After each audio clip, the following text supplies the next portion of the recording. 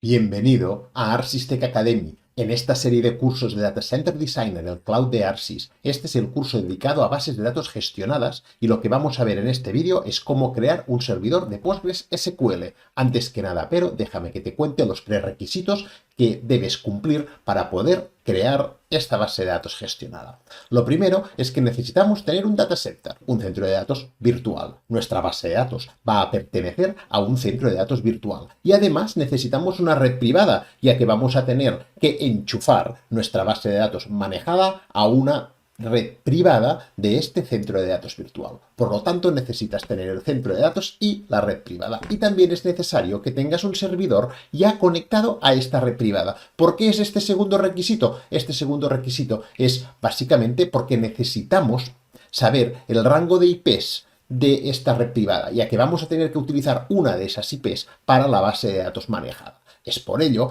que necesitamos tener un servidor para poder ver las propiedades de su tarjeta de red y allí saber cuál es el rango de IPs válido. Observa este centro de datos virtual.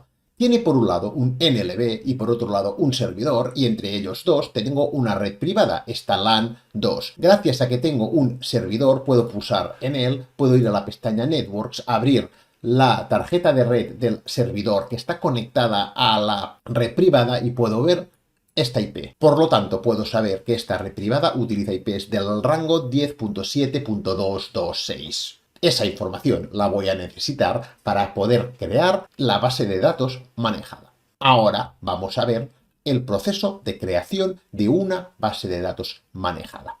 Vamos a ver los pasos que necesitas para poder crear una base de datos manejada, de hecho un servidor manejado de Postgres. Para ello, nos tenemos que ir a Management Resources Databases y esto nos abre el centro de recursos de bases de datos manejadas. Aquí puedes ver cuántos clústeres servidores de Postgres tienes creados, cuántos clústeres servidores de Mongo tienes creados y cuántos recursos estás utilizando de cores, memoria y almacenamiento respecto a los límites que tengas en tu suscripción. También puedes ver clústeres de Postgres o de MongoDB que ya tengas creado. En este caso, yo tengo un servidor de PGSQL ya creado y lo que te voy a contar son los pasos que debes realizar para crear otro servidor de Postgres. Para ello, tenemos que pulsar en el botón Add y ahí nos va a pedir varias informaciones. La primera, el nombre de nuestro servidor. Por ejemplo, yo voy a llamarlo Demo Server. El segundo punto importante es la ubicación de este servidor. Esta ubicación debe ser la misma que la del centro de datos virtual, lo cual tiene lógica, ya que este servidor se va a enlazar con la red privada de este centro de datos. Por lo tanto, debe estar físicamente en el mismo centro de datos.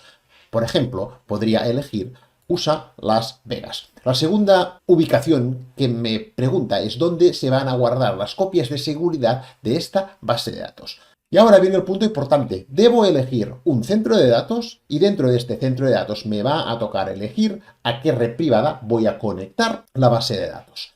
Para ello, ahí puedo elegir de la lista que me aparezca los centros de datos que yo tenga. Puedes ver que no me aparece ninguno. ¿Por qué es esto cuando yo tengo creados centros de datos en esta suscripción? Sencillamente porque ninguno de los centros de datos está en USA Las Vegas. Así que voy a cambiar la ubicación a Germany Berlin y ahora puedes ver cómo efectivamente sí que me aparecen mis centros de datos. Podría elegir el centro de datos Databases. Y ahora debería elegir en qué red privada está, en este caso la red privada que está entre el servidor y el NLB es la red privada LAN 2 y ya por último debería elegir una IP para la base de datos. Esta IP debería ser una IP dentro de la red privada. Vamos a volver otra vez un momento al centro de datos virtual para poder copiar la IP del servidor. Voy a copiar toda la IP y ahora voy a volver otra vez a la creación del servidor de base de datos manejado. Vamos a colocar la IP de nuestro servidor y la recomendación es que utilicemos cualquiera de las IPs que estén entre la punto 3 y la punto 10 final. Por ejemplo, en este caso, pues voy a utilizar la punto 4. ¿Por qué entre la punto 3 y la punto 10? Pues muy fácil, porque estas IPs, las que están entre la punto 3 y la punto 10,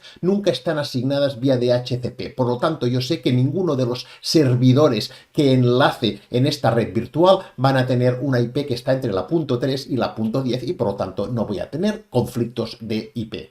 Utilizo la .4, como podría utilizar la .5, la .3, la que yo quisiera. Finalmente debo poner el /24 porque el administrador de base de datos lo espera en formato CIDR. Ahora agrego esta conexión y en principio está ya agregada. Vamos ahora a elegir cuál es la versión de Postgres que queremos, por ejemplo la 15, y finalmente ya elegimos cuántos cores y cuánta RAM va a tener nuestro servidor. Establecemos también el tipo de almacenamiento que queremos, en este caso HDD, y el tamaño del almacenamiento. Y finalmente tenemos que establecer unas credenciales de usuario. Ponemos, por ejemplo, edu como administrador y como password 123456789. Con esto ya lo tenemos todo listo para crear nuestro servidor de base de datos. Le damos al botón de Save y nuestro servidor está aprovisionado y será creado en un futuro breve.